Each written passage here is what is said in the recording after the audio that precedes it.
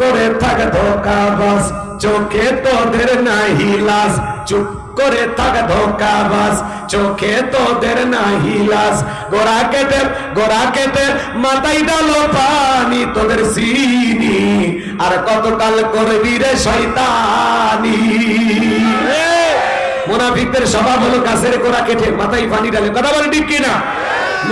মুনাফিকেরা বলে সকালবেলা কোরআনের মাহফিল চলবে, আবার সন্ধ্যেবেলায় পুলিশ পাঠায় বন্ধ করে। আছে না নাই? মুনাফিকেরা অকাম বদকাম যা করে সব তো সন্ধ্যের ঘাড়ে চাপায় দেয়। কথা বল ঠিক কিনা? রাগ করছেন? বিরক্ত হয়েছে?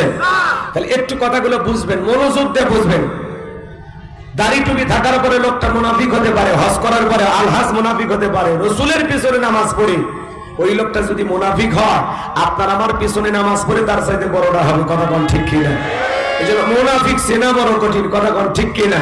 সম্মানিত ভাইরা আমার, আমি মুনাফিকদেরকে নিয়ে আলোচনা করব না। মুনাফিকদের স্বভাব নিজের রাস্তা, নিজের পথ ক্লিয়ার করার জন্য রাতের আধারে মার্ডার করে, হত্যা করে, লাশের উপরে আবার পরের দিন ফুলের মালা দিয়া শোক প্রকাশ করে বলে বড় ভালো লোক ছিল। ভালো লোক ছিল তো মারলি কেন শয়তান? মানে মুনাফিকেরা নিজের আকাম বদকাম যা করে সব তো সন্ধ্যের ঘাড়ে চাপায় দেয়। কতক্ষণ ঠিক কিনা?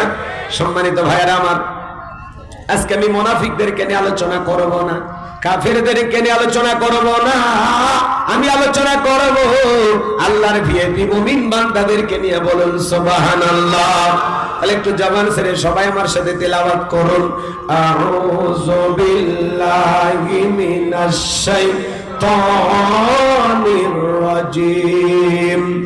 বিসমিল্লাহির রাহমানির রহিম। বিতাড়িত মোর্দার শয়তানের কাছ থেকে আল্লাহ পাকের কাছে আশ্রয় প্রার্থনা চাচ্ছি। পরম করুণাময় দয়ালু আল্লাহ তাআলার নামে শুরু করছি। সূরার নাম সূরাল মুমিনুন। আল্লাহ রাব্বুল আলামিন বলেন, قد فلح المؤمنون। যে কোন আয়াত বা সূরার তাফসীর করতে হলে কোন প্রেক্ষাপটে কোন সময় রাসূলের উপরে সে আয়াতটি বা সূরাটি নাজিল হয়েছে, সেই নাজিলের প্রেক্ষাপট বলার দরকার আছে না নাই? আরবিতে বলা হয় শানে নজুল। যদি শানে নজুল আলোচনা করা হয় তাহলে তাফসীর বুঝতে সহজ হয়। বলুন সুবহানাল্লাহ। তাহলে নবীজির উপরে আল্লাহ রাব্বুল আলামিন কখন কোন প্রেক্ষাপটে সূরা আল মুমিনুন নাজিল করেছেন আমি কি একটু বলবো? মন খারাপ করবেন না, গভীর মনোযোগ দিয়ে শুনবেন। যেহেতু লিখেছেন তাফসীরুল কোরআন মাহফিল, আলোচনা তাফসীর ভিত্তিক হওয়ার দরকার আছে না নাই? নড়াচড়া করবেন না। এখান থেকে কিছু মেসেজ বাড়িতে নিয়ে যাবেন। এতদিনের বেলায় কষ্ট করে রোদের ভিতরে বসে আছেন, যদি ভাগ্যে এখান থেকে কিছু নিয়ে যেতে পারি তাহলে তো লাভ, না হলে রোদে পুড়ে বসে থেকে আমাদের কোনো লাভ আছে? তাহলে এমন কিছু আলোচনা শোনা দরকার যে আলোচনা শুনলে আপনি আমি জান্নাতে যেতে পারবো। সুবহানাল্লাহ। আমি সঠিক চিন্তা ভাবনা করে এই সূরাটি আপনাদের সামনে তেলাওয়াত করেছি। আল্লাহ যেন তার এই গোলামকে কিছু কথা আপনাদের সামনে উপস্থাপন করার তৌফিক দান করেন। জোরে বলেন আমিন। আমার কোনো জ্ঞান নাই, জ্ঞান দানের মালিক কে? ক্বালু সুবহানাকা লা ইলমা লানা ইল্লা মা আল্লামতানা ইন্নাকা আনতাল আলিমুল হাকীম। বলুন সুবহানাল্লাহ। জ্ঞান দানের মালিক কে? তাহলে সূরার নাম কি বললাম? সূরা আল মুমিনুন। গভীর মনোযোগ দিয়ে শুনবেন বাজান গো আমার। কোন সময় আল্লাহ রাব্বুল আলামিন তার হাবিবের উপরে এই সূরাটি নাজিল করেছেন? নবীর প্রিয় সাহাবী হযরত ওমর ফারুক ডেকে বলেন, আমি মৌমাছির বনবন আওয়াজ শুনলাম, ভনভন আওয়াজ শুনলাম। ডানে তাকায় মৌমাছি নাই, বামে তাকায় মৌমাছি নাই। বিশ্ব নবীর চেহারা মোবারকের দিকে তাকায় দেখি আমার নবীজি ফিসফিস করে কি যেন তিলাওয়াত করতেছেন। হযরত ওমর ফারুক ডেকে বলেন, আমার বোঝার বাকি রইল না, আসমান থেকে নবীজির উপরে কোরআনুল কারীম নাজিল হচ্ছে আর বিশ্ব নবী কোরআনুল কারীম রিসিভ করতে ব্যস্ত। বলুন সুবহানাল্লাহ। মৌমাছির বনবন ভনবন আওয়াজ হলে কোরআনুল কারীম নাজিল হয়। দপ্তরি শরীর ঘন্টায় বাড়ি মারে, টনটন আওয়াজ হলে কোরআনুল কারীম নাজিল হয়। নবীজি যখন ঘোড়ার উপরে থাকতেন ওই সময় যদি কোরআনুল কারীম নাজিল হইতো, ওই ভারে ঘোড়ার পাগুলো বালুর ভিতরে ডেবে যেত। বলেন আল্লাহু আকবার। নবীজি যখন উটের উপরে থাকতেন ওই সময় যদি কোরআনুল কারীম নাজিল হইতো ওহির ভারে উটের মাথা জমিনের সঙ্গে লেগে যেত। এক সাহাবী রানের উপরে মাথা রেখে নবীজি আরাম ফরমাচ্ছেন, ওই সময় কোরআনুল কারীম নাজিল হলো। সাহাবী ডেকে বলেন, আমার কাছে মনে হয় আমার রানটা ফেটে যাবে, আমার কাছে মনে হয় আমার রানের উপরে পাহাড় চাপা ধরা হয়েছে। তাহলে বলেন কোরআনুল কারীমের একটা আলাদা ওয়েট, আলাদা একটা ওজন আছে না নাই? জীবনের প্রথম কোরআনুল কারীম রিসিভ করতে গিয়ে নবীজির শরীর মোবারকে জ্বর পর্যন্ত এসেছিল। দীর্ঘ 23টি বছরে নবীজির উপরে কোরআনুল কারীম নাজিল হয়েছে। কত বছর? দীর্ঘ 23টি বছরে নবীজির উপরে কোরআনুল কারীম নাজিল হয়েছে। ইমদাদিয়া লাইব্রেরি ছাপায়া ছাপায়া মুসলমানের ঘরে ঘরে কোরআন পৌঁছায়া দিয়েছে। এই কোরআনের সম্মান কত, মর্যাদা কত, কপাল পরা মুসলমান আজ বুঝলাম না। এমন মুসলমান আছে 40-50 বছর বয়স হয়ে গেছে, আল্লাহর এই কিতাবটা কোরআনটা কোনদিন খুলে দেখেনি। আছে না নাই? আজকে মুসলমান কোরআন থেকে, ইসলাম থেকে দূরে সরে যাওয়ার কারণে তামাম পৃথিবীর জালেমেরা মুসলমানকে মারার সাহস পায়। মুসলমান যদি অ্যাক্টিভ থাকতো, ঐক্যবদ্ধ থাকতো, পৃথিবীর কোন জালেমের ক্ষমতা ছিল না এই মুসলমানের ঐক্যের ফাঁসির আঘাত করে। কিন্তু মুসলমান আজকে বিভিন্ন দলে বিভক্ত, বিভিন্ন মত পার্থক্য নিয়ে লাফালাফি ঝাপাঝাপি। এই জন্য আজকে তামাম পৃথিবীর জালেমেরা সুযোগ পাইছে মুসলমানকে মারার জন্য। কথা বলেন ঠিক কিনা? লম্বা হবে, লম্বা করবো না, সংক্ষিপ্ত কথা বলে দেয়া যায়। হযরত ওমর ফারুক থেকে বলেন, নবীজির কোরআনুল কারীম রিসিভ করা শেষ হয়ে গেল, বিশ্ব নবী সাহাবায়ে কেরামদের দিকে মুখ ঘুরাইয়া ডেকে বলেন, আমার সাহাবীরা, এই মাত্র আসমান থেকে জিবরাইল এসে আমার উপরে সূরা আল মুমিনুনের 10টি আয়াত কারিমা নাজিল করে জানায় দিয়ে গেলেন, নবী গো, এই 10টি আয়াতের ভিতরে আল্লাহ রাব্বুল আলামিন তার আদরের মুমিন বান্দাদের জন্য 7টা বৈশিষ্ট্য নিয়ে 7টা গুণাবলী নিয়ে আলোচনা করেছেন। কোন মুমিন যদি এই 7টা গুণে গুণান্বিত হতে পারে, 7টা গুণ দিয়ে তার জীবনটাকে সাজাইতে পারেন, আমার আল্লাহ রাব্বুল আলামিন বলেন, উলাইকা হুমুল ওয়ারিসুন الذين يرثون الفردوس هم فيها خالدون। আমার আল্লাহ রাব্বুল আলামিন বলেন, তারা উত্তরাধিকারী হবেন জান্নাতুল ফেরদাউসের, সেখানে তারা চিরকাল বসবাস করবেন। আল্লাহ কোনোদিন জান্নাত থেকে বের করে দেবেন না। চিৎকারে মেরে বলুন সুবহানাল্লাহ। আপনার আমার টার্গেট জান্নাত না জাহান্নাম? কারা কারা জান্নাতে যেতে চান দুই হাত তুলে আমার আল্লাহকে একবার দেখান। আল্লাহ পাক আমাদের সবাইকে জান্নাতুল ফেরদাউসের মেহমান হিসেবে কবুল করেন। জোরে বলেন আমিন। আরো জোরে বলেন আমিন। আরো একবার বলেন আমিন। এই আমিন যদি কবুল করে আজকের দোয়াটাও কবুল হয়ে যাবে। এবার 7টা আঙ্গুল দেখান।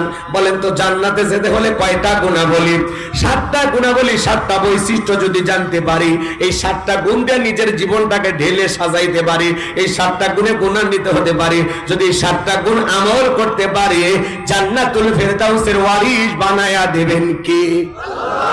আল্লাহর ওয়াদা সত্য না মিথ্যা? নিঃসন্দেহে সত্য, কোনো ভেজাল নাই। নিঃসন্দেহে সত্য, কোনো ভেজাল নাই। সুবহানাল্লাহ বলেন। হাত নামান, হাত নামান। এদিক খেয়াল করেন বাজান গো আমার। বাবা মারা গেলে ওয়ারিশ সূত্রে সন্তান যেরকম বাবার সম্পত্তির ভাগ পায়, কোন মুমিন যদি এই 7টা গুণাবলী, 7টা বৈশিষ্ট্য আমল করতে পারে, 7টা গুণ দিয়ে তার জীবনটাকে সাজাইতে পারে, তার নামে জান্নাতুল ফেরদাউসের ভিতরে জায়গা বরাদ্দ থাকবে। সুবহানাল্লাহ বলেন। সুবহানাল্লাহ। আরেকটু জোরে বলেন সুবহানাল্লাহ। তাহলে কি সেই 7টা গুণাবলী একটু জানার দরকার আছে না নাই? আমার ভাইয়েরা, বিশ্ব নবী তখন সাহাবায়ে কেরামদের সামনে তিলাওয়াত করে শোনায় দিলেন। আমার আল্লাহ বলেন, ক্বাদ ফালাহাল মুমিনুন। আমার আল্লাহ বলেন, অবশ্যই মুমিনেরা সফল। অলরেডি মুমিনেরা সফল। সফল হয়েছে তারা, ঈমান এনেছে যারা। ঈমানদার সারা আল্লাহর কাছে সফল হওয়া যায় না। কথা কোন ঠিক কিনা? আমরা মনে করি ক্ষমতা থাকলে সফল, টাকা থাকলে সফল। পৃথিবীর সবাই জেনে জানে সেলিব্রিটি যশ খ্যাতি অর্জন করলে সফল। কথা কেন? পৃথিবীর বর্তমানে সবচাইতে ক্ষমতাধর ব্যক্তির নাম কি? Joe Biden. আমেরিকার প্রেসিডেন্ট কি নাম? Joe Biden. এখন পৃথিবীর সবচাইতে বড় ক্ষমতাধর ব্যক্তি। আপনাদের এখানে একটা বাজার আছে, জিগরগাছা বাজার। এই বাজারে আল্লাহর একজন বান্দা তরি তরকারি বিক্রি করে, সবজি বিক্রেতা। আজান দেওয়ার পরে মসজিদে গিয়ে মাথা নত করে যদি আল্লাহকে সিজদা দেয়, ওই পৃথিবীর বড় নেতা জো বাইডেন এসে এই সবজি বিক্রেতা ইমানদারের দাম আল্লাহর কাছে কম না বেশি? তার মানে কি বুঝলেন? ঈমান আছে যার দাম আছে তার ঈমান নাই, কোন বেঈমানের দাম আল্লাহর কাছে নাই। কথা বল ঠিক কি না? রাশিয়ার প্রেসিডেন্ট পুতিন কাটিং মারা মাল, উত্তর কোরিয়ার প্রেসিডেন্ট কিম জং ছিলেন না আপনারা, আছে না নাই?